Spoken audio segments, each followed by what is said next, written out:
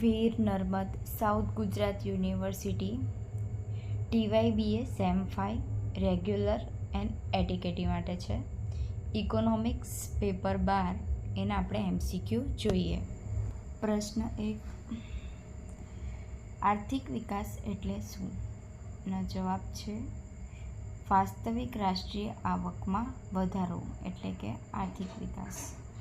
પ્રશ્ન 2, આર્થિક વિકાસ એ બહુમુખી પ્રક્રિયા છે. આ વિધાન કોનું છે? જવાબ છે માઇકલ ટોડેરો. આગળનો પ્રશ્ન, અપેક્ષિત આયુષ્ય, શિક્ષણ અને જીવન ધોરણ આ નિર્દેશકો કયા આંકના છે? જવાબ માનવ વિકાસ આંક. આગળનો સવાલ, પુરવઠા અને માંગ બાજુના ગરીબાઈના વિષયોનો ખ્યાલ કોણે આપ્યો હતો? જવાબ છે રેગ્નાર નર્કસ. પાંચમો સવાલ, વસ્તી સંક્રાંતિના ત્રીજા તબક્કામાં કયા કારણથી જન્મદર અને મૃત્યુદર નીચો જોવા મળે છે? એનો જવાબ છે શહેરીકરણ, સ્ત્રીઓની આર્થિક ભાગીદાર, માન્યતાઓમાં પરિવર્તન. આગળનો સવાલ, principal of political economy and taxation પુસ્તક કોનું છે? જવાબ ડેવિડ રિકાર્ડો. સાતમો સવાલ, સ્મિથના મતે વૃદ્ધિના એજન્ટો કોણ છે? જવાબ ખેડૂતો, ઉત્પાદકો અને વેપારીઓ.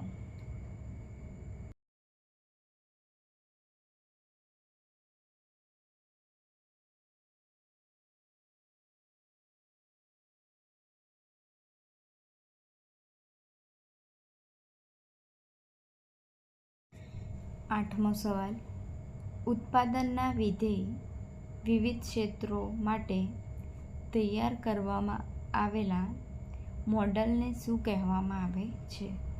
એનો જવાબ છે વિભાગીય મોડલ એટલે કે ક્ષેત્રીય મોડલ. નવમો સવાલ, વિકાસનું બીજા આર્થિક અવરોધક પરિબળ કયું છે? જવાબ છે સાહસ વૃદ્ધિનો અભાવ, રાજકીય અસ્થિરતા, ટેકનોલોજી અપનાવવી. દસમો સવાલ, જે નિર્દેશન અસરને લીધે આર્થિક વિકાસ એ પ્રોત્સાહન મળે છે તે કયા નામે ઓળખાય છે? જવાબ પ્રસાર અસર નામે ઓળખાય છે.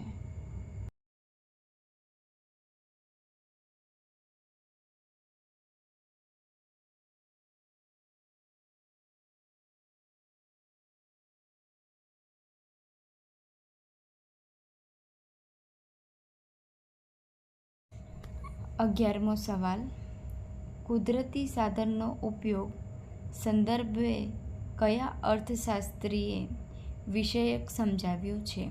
જવાબ મેયર અને બાલ્બીને. આગળનો સવાલ, શ્રમની અગતિશીલતા માટે કયું પરિબળ જવાબદાર છે?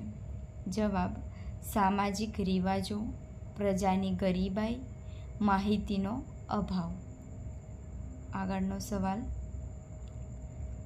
માનવ સુખકાર આંક સૌપ્રથમ કયા દેશે તૈયાર કર્યો?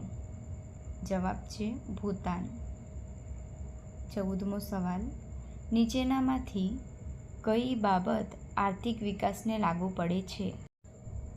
એનો જવાબ છે પ્રક્રિયા, ગુણાત્મક ફેરફાર, સભાન પ્રયત્ન.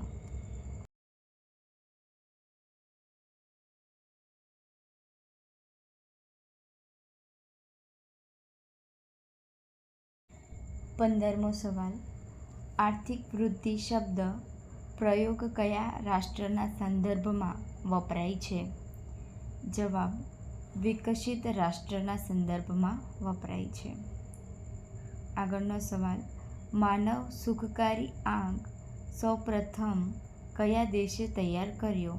જવાબ છે ભૂતાન.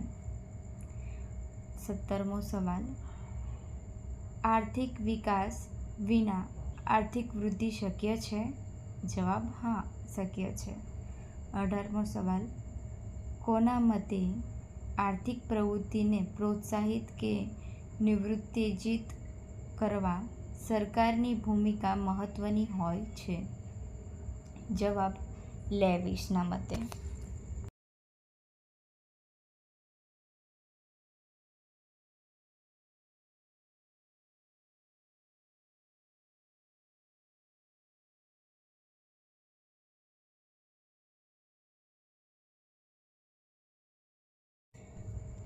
આગળનો સવાલ, વિશ્વ બેંક કયા શીર્ષક હેઠળ વિશ્વ વિકાસ અહેવાલમાં માનવ શક્તિના વિકાસ અંગે વાતો કરી હતી? જવાબ વિકાસનો પડકારો.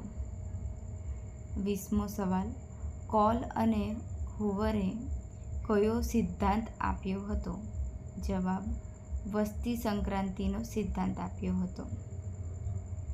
21મો સવાલ, શ્રમ વિભાજનનો ખ્યાલ કોણે આપ્યો હતો? એનો જવાબ છે એડમ સ્મિથ. 22મો સવાલ, ગરીબાઈના વિશે એકને કઈ રીતે ભેદી શકાય છે?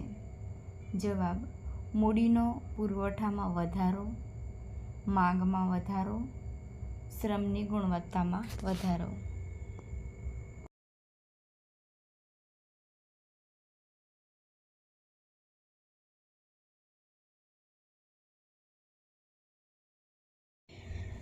23મો સવાલ, કયો વિકાસ વર્તમાન પેઢીની જરૂરિયાતોને ભાવિ પેઢીની જરૂરિયાતો ભોગે પોષતો નથી?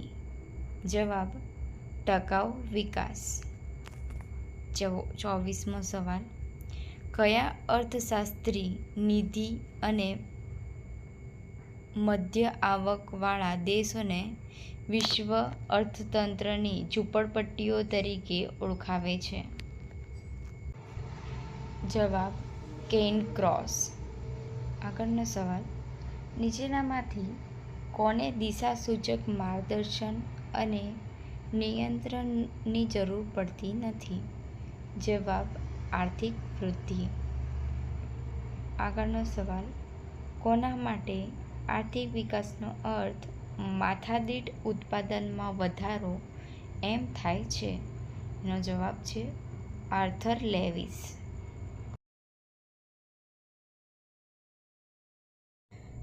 27મો સવાલ, માર્શલના મતે ઉદ્યોગના વિસ્તારની કેટલા પ્રકારના લાભો થાય છે? એનો જવાબ છે 2 પ્રકારના લાભો થાય. 28મો સવાલ, એડમ સ્મિથના ઉત્પાદન વિધેયમાં કયા 3 સાધનોનો સમાવેશ થાય છે? એનો જવાબ છે શ્રમ, મૂડી અને જમીન. 29મો સવાલ, નીચેનામાંથી કયો મોડલનો પ્રકાર નથી? જવાબ છે વૃદ્ધિનો મોડલ. 30મો સવાલ, આર્થિક વિકાસના આર્થિક અવરોધમાં કોનો સમાવેશ થાય છે? જવાબ છે બજારની અપૂર્ણતાનો.